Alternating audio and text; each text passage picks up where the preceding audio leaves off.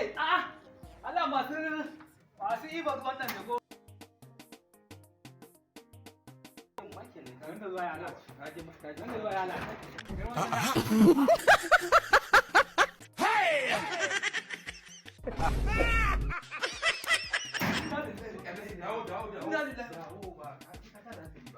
Allah ya za ka ce ba hina ta da hankali ba. Dawo, me abun ta da hankali?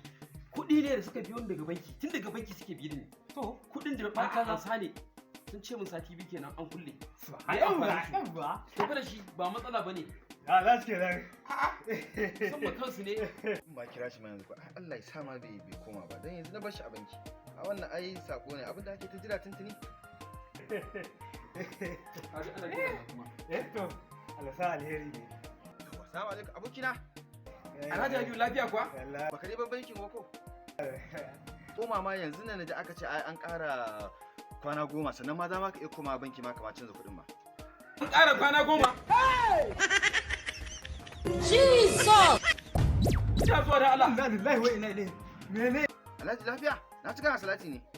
An ƙara kira min 'yan sanda. Kuɗi na Allah. Kuɗi na. Hajiya.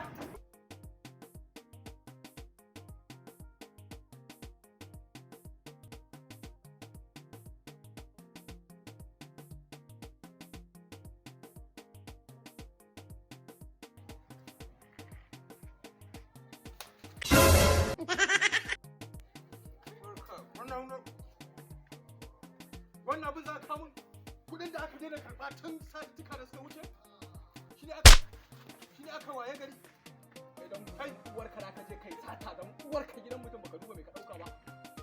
Na duba fa. Ka duba mai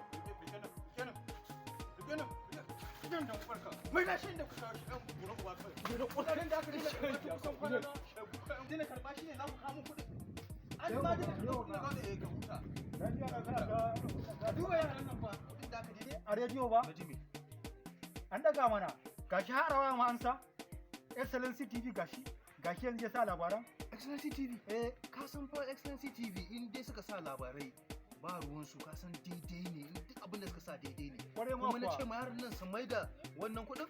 Su kuɗin? Mu je da gudu. Zo mu bi su.